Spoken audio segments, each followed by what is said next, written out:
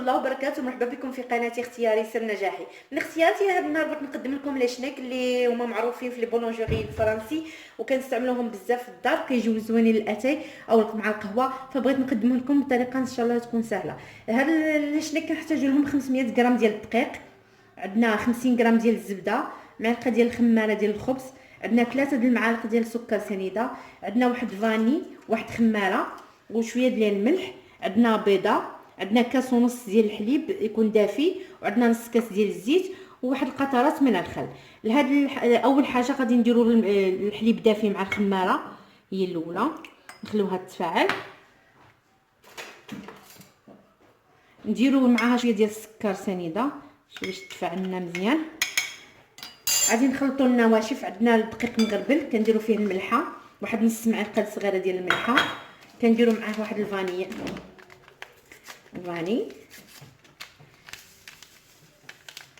وكنديروا معاه واحد الخماره حمراء. شوفوا كنخلطوا هاد النواشف هما الاولى، كنديروا معاهم عاوتاني السكر، قلنا 3 د المعالق كبار، والخماره معلقه كبيره صغيره عامره ديال الخبز. صافي حركنا هاد النواشف. دابا غادي ندوزو للسوائل. غنديروا هاد الدقيق في العجانه، غادي نفرغوا كامل في العجانه.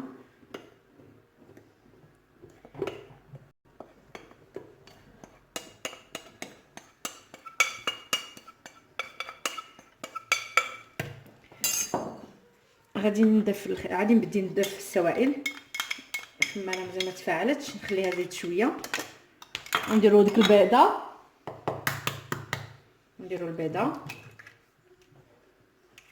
وغنديروا شويه ديال الزيت، نص كاس ديال الزيت. نديروا واحد القطرات من الخل، صافي غير واحد شويه. وغادي نضيفوا الحليب بين نص كاس الاول ومع الخماره.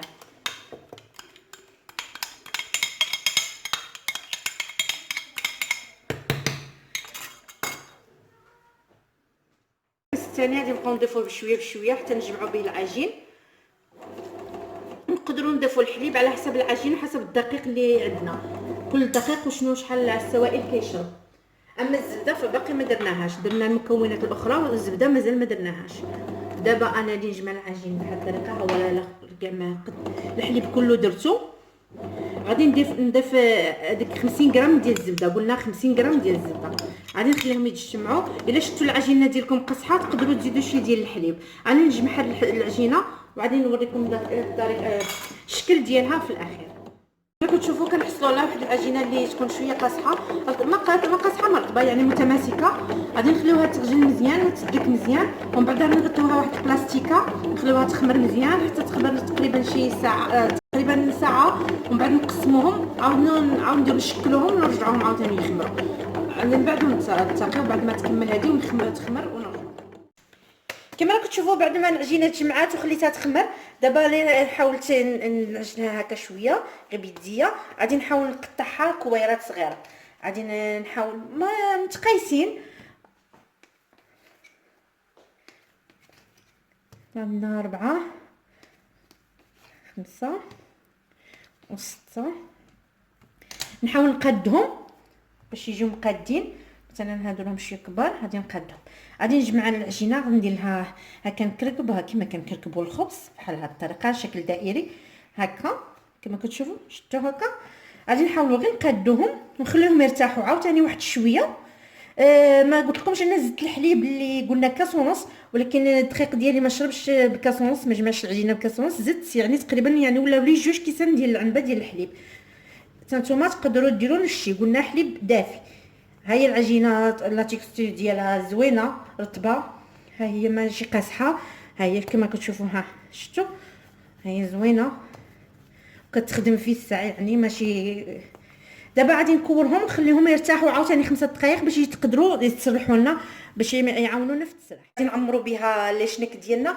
غادي نعطيكم واحد المقادير باش تصاوبوا بها واحد الكريمه. عندنا 2 سيترون، جوج حبات ليمون معصورين، عندنا 3 معالق ديال النشا عامرين كبار، عندنا 5 المعالق ديال السكر، والسكر يبقى حسب الذوق، عندنا قشور حامضه، وعندنا واحد الساشي ديال الفلو، وعندنا السيترو ديال الحليب. اول حاجه غادي نديروا شويه ديال غادي نديروا شويه ديال السيترون، ندوبوا هاد المكونات لان باش ما يتكوناش النشا. نديروا السيترون، غادي نديروا النشا، نديروا هاد النشا كامل، وغادي نديروا القشور الحامض، وغنديروا الفلو، قشور الحامض، ونديروا الفلو باش ما يتكورناش هادشي. الا درنا الماء بزاف او السوائل غادي يغبن لنا، ما غاديش يقدر يتحل لنا، غادي يدير لنا واحد الكويرات حنا ما بغيناهمش. غادي نحاول، غادي ندير واحد الفاني، واحد الساشي فاني، ما عنديش سيترون درت ساشي فاني. ودابا غادي نحاول نحل هذاك النشا غير بديك شويه ديال السيترون اللي درته هكا مع السكر، نحلهم مزيان مزيان مزيان كما هكا. من بعد كما تعرفوا الكريمه كنديروها في قلبوطه مع الماء والعصير ديال الحامض، ونخليوها تغلى حتى تعقد. هذه هي الطريقه ديالها. غتحصلوا واحد الكريمه عاقده هي اللي غادي نعمروا بها لي شنيك ديالنا.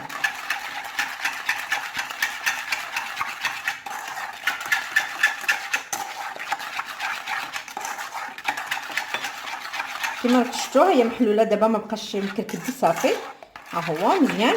دابا نكملوا السيترون ديالنا، قلنا 2 عصير حامضات هما نعطيوها هاد القوام. الماء غادي نديروا 2 كيسان تاع الماء باش ما تعرفوا العبار. كيسان تاع الماء ديال الماء، ماشي كيسان ديال الاتاي كبار، يعني ديال اللي كنشربوا فيهم الماء. دابا غادي نديرها على نار مهيله ونبقى نقابلها باش ما تلصقليش، ونرجعوا نديروها تبرد ونرجعوا. دابا كما شفتوا قسمنا العجينه على 8. انا غادي نختار 4، غادي نديرهم شكل، نعمرهم بالسيترون بالكريمه ديال الليمون ومع القوقاو، و4 اخرين غادي نعمرهم بالكونفيتير مع القوقاو. باش نورقوهم غادي نحتاجوا زيت وزبده وشويه ديال الدقيق. دابا على بركه الله غادي نبدا، غادي نبدي نسرح الطريقه المعتاده اللي كنسرحوا بها كاع لي شنيك وكاع المسمن ديالنا، كما كنسرحوا المسمن في الاول. دابا غادي نسرحهم بهذه الطريقه، ما غاديش نعذبكم بزاف، يعني ما فيهمش العذاب. غادي نديرو هكا، غادي نعمروهم بالزبده والزيت كما هكا، وغنديروا فيهم شويه ديال الدقيق. غادي نخليها اكوطي هذه، وغادي نضيف عليها الاخرين، يعني غادي كل ما نقرص وحده غادي نزيدها فوق الاخرى حتى التالي، وغادي نورقوهم في مره واحده باش ما نبقاوش كل وحده نورقوها بحديتها. غادي نديرها ثاني الزبده والزيت حتى هي نفس بجوج جوايه كما قلت لكم. ما غاديش نكثروا بزاف ديال التوراق، ولكن غادي يجيو مرقين في الاخر، غادي يجيو مرقين. ها هي الاولى ديالنا، هي اللي غادي نضيف عليها هذه اللي درناها دابا بحال هكا، وغادي نزيد 2 اخرين نفس الطريقه حتى هما حتى نكمل ندير 4 ونرجع. كما راكم تشوفوا بعد ما درنا وحده فوق وحده. دابا راني نحاول نورقها مزيان، غادي نرققهم مزيان في بعضياتهم 4، يعني درنا دابا 4 ديال الدقات، كل وحده ما بيناتهم الزبده والزيت وشويه ديال الدقيق او النشا. غادي نحاولوا نديروها على شكل مستطيل ماشي دائري باش نعمروها ونلفوها نحصلوا على لاشنيك. انا غادي نورقها مزيان ونرجع لكم. شتو عصير السيترون كما اللي حصلنا عليه بعد ما طبخناه، شوفوا كي جا شكله رائع، جا رائع ومذاق لا يوصف. غادي تجربوا، غادي تردوا عليا الخبر. هو اللي غادي نديروه في الاول، غادي نفرشوا مزيان بهذه الطريقه، رغم انه ما بردش مزيان ولكن شويه باش نخليهم يخمروا. خصهم مده عاوتاني باش يخمروا وندخلهم الفران، علاش داكشي علاش زربت صافي. دابا بحال هكا وزعنا عصير الكريمه ديال السيترون، وغادي نرشوا شويه ديال القوقاو مهرمش محمر ومهمش باش يعطينا واحد المذاق في الاخر، يعطينا مذاق زوين.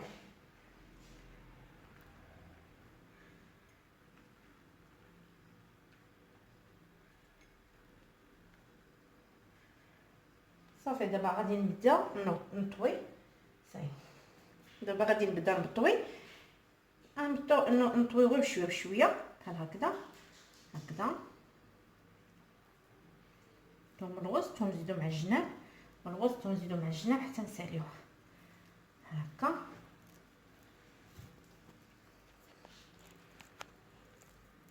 هكذا نحاولو نوسعو الجنيبات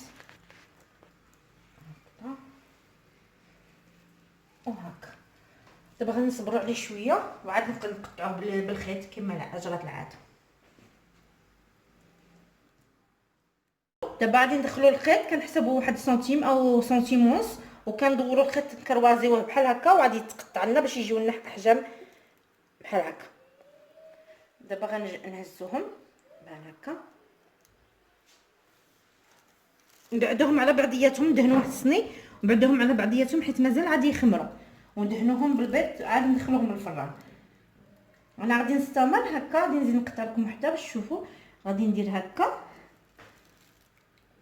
وغنقطع بهذه الطريقه. اكيد العماله كتبغي تخرج حيت درنا درنا الكريمه ديال السيترون، ولكن غادي تخمر وغادي تقاد. غادي نحاول نقادها بحال هكا، ندخلها التعميره ديالها. صافي دابا غادي نخليها تخمر كل وحده بعدنا. غنحاولوا نورقوهم هكا شويه، نقرصوهم بيدينا باش ياخذوا شكل دائري مزيان. دابا بعد ما قطعت لي شنيك ديالي كما راكم تشوفوا سدفتهم، باقي العجينه الاخرى غادي نديرها بالكونفيتير والقوقعه بنفس الطريقه اللي درنا بها السيترون والقوقعه. ندهنهم بالصفار البيض وشويه ديال القهوه سريعه الذوبان باش يعطيونا لون زوين، ونخليهم يخمروا. غادي نخليهم يخمروا ومن بعد ندخلوهم الفران. هذه هي الطريقه ديالهم، نتمنى تجربوهم. راهم ماشي واعرين يعني، ولكن يبغيو شويه الوقت للخمير، لان الا حال بارد ما كيخمروش في الساعه، كيتعطلوا. وهذاك كنديروهم في اتساع يعني في الوقيته اللي يكون فارغه والوقيته عندنا، ونستناو عليهم يخمروا. دابا نسالي انايا هاد الشنيك ديالي ونخليهم يخمروا شويه، ومن بعد ندخلهم الفران ومن بعد تشوفوهم شكلهم النهائي.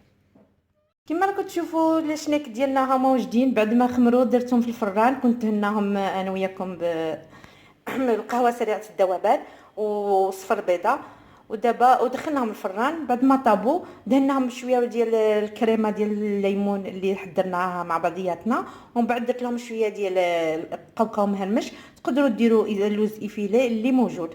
نتمنى تجربوهم ويعجبوكم، وبالصحه والراحه، والى فيديو اخر.